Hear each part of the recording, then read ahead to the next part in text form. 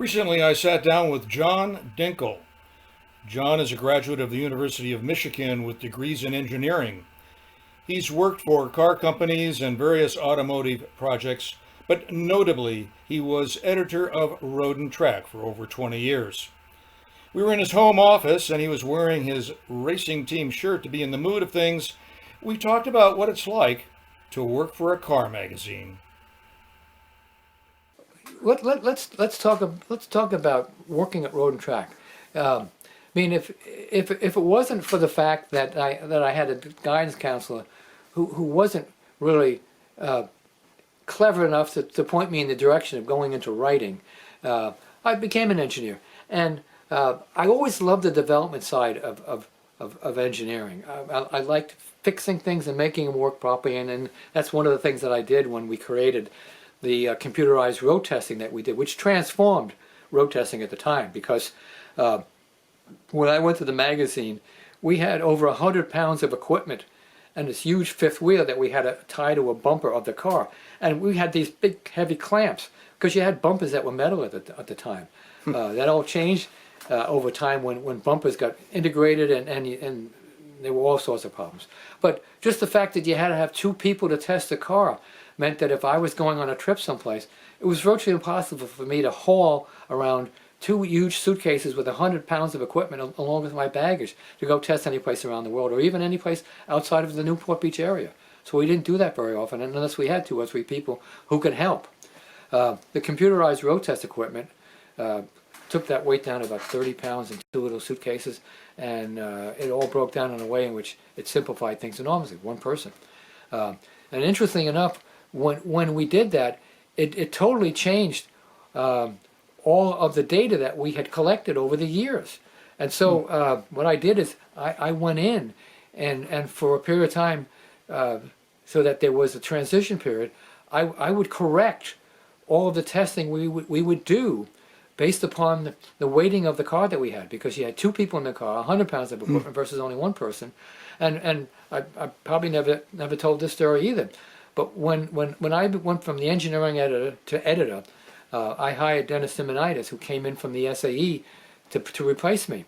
And Dennis, I mean, I'm 140 pounds and 5 feet 8, and Dennis is 6'2" and 200 something pounds. And so we extrapolated the road test data back to the old database in order to have comparison times from one car to another, or from one Porsche to another, or whatever car you might be testing, just because we felt that we owed it to the reader to give him that type of consistency. So we thought about things like that because we thought it was important. Every road test that we did, unless it was just a driving impression, had a full data panel or a half data panel with it. But when all was said and done, what was that data panel good for? The biggest thing I tell people is barroom bets. 2 guys sitting at a bar, and the guy says, "Hey, my Z28 goes 0 to 60 in 8.6 seconds. Yeah, my Ford Mustang 350 GT does it in 8.2 seconds." And I think to myself, could anybody driving that car tell the difference between 2/10 or 3/10 of a second? Unless they had a stopwatch, there'd be no way. And same thing with a quarter mile or most of the testing you did. How many people go out and do panic braking? We measured that because we thought it was important. But we did numbers because the comparison among different cars I think was important. But when all is said and done, if you didn't have what I'll go back to is the book, the Bible of all the notes that we had, that was 80 to 90% of what somebody would want to know about a vehicle, because it was real people's impressions of a car, of a new car. People who have long experience in diversity of cars and can really tell you what it's like. The numbers are just numbers. And I mean, there's cars that I call numbers cars. The best car I ever drove through the Road&Track slalom was the Mitsubishi 3000 GT.